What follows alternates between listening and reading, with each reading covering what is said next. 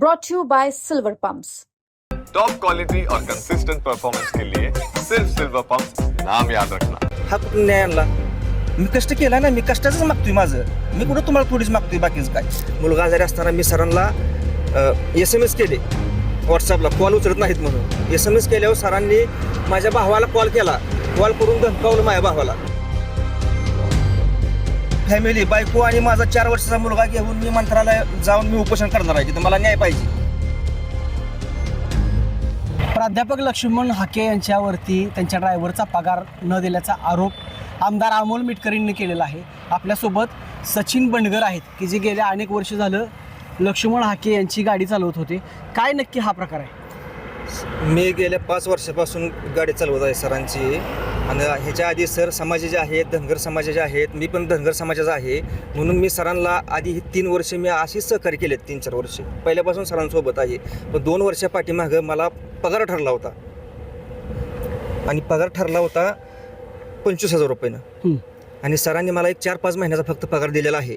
आंदोलन झाल्यानंतर ना, थांबा चांगलं होतो आणि माझ्या मिसेसला जॉबला लावतो असं मला आश्वासन दिलेलं आहे सरांनी. तुमचं चांगलं करतो मी, मला सहकार्य करा, कोण नाही मला तेवढं सहकार्य करा असं म्हणून मला सरांनी भावनिक करून सोशल मीडियाचं मी सगळं केलेलं आहे सरांचं. सोशल मीडिया, गाडी चालवणे, डे नाईट 24 तास मी गाडी चालवलेली आहे सरांना. अख्खा महाराष्ट्रभर मी फिरवलेला आहे पहिल्यापासून.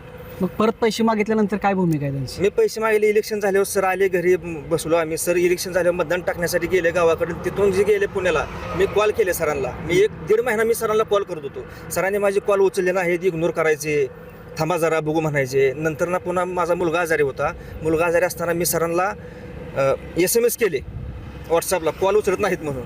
SMS केल्यावर सरांनी माझ्या भावाला कॉल केला, कॉल करून धमकावलं माझ्या भावाला, पगार मागतोय म्हणून. असं केलं सरांनी. मी केस करीन, मला हे आहे की मी SP ला सांगेन, मला वायपला सुरक्षा आहे. मला कष्टाचे पैसे मागितले. कष्टाचे पैसे मागितल्यावर हा कुठून न्याय आणला? मी कष्ट केला ना, मी कष्टाचंच मागतोय माझं. मी कुठं तुम्हाला थोडीच मागतोय, बाकीच काय. माझा कष्टाचा पगारच मागतोय ना मी.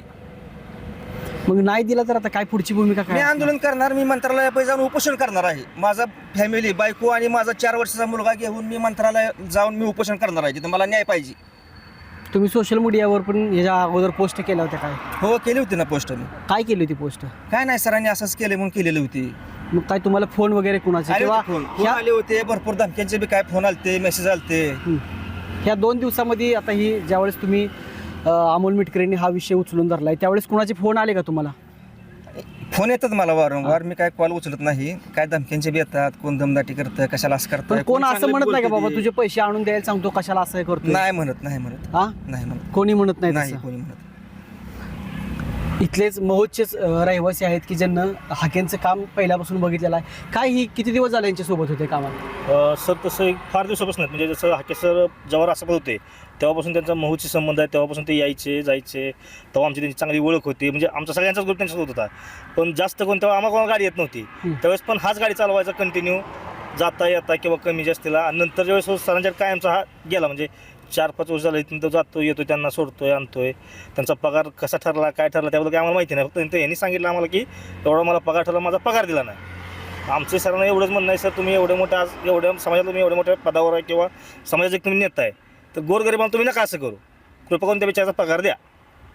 हाके सरांची जी गाडी तुम्ही चालवत होता त्या गाडीची काय कंडिशन होती? सनरूफ गळत होता किंवा लय असे प्रॉब्लेम होते म्हणून त्यांचं सांगणं येतं आहे. काय प्रॉब्लेम तर होते. सनरूफ मेंटेनन्स तर असतो तेवढा फार. ते सनरूफ रबर खराब झाल्यावर हे असं होत असतं, पाणी ही गळत असतं. आता नवीन जी गाडी घेतली त्यांनी फॉर्च्युनर, त्याबद्दल पण चर्चा भरपूर आहेत की त्यांना त्यांच्या स्वतःच्या पैशातून घेतली. काय तुम्हाला काय माहिती? नाही, त्या विषयावर मी आताच बोलू शकत नाही. वेळ आली तर मी बोलेन.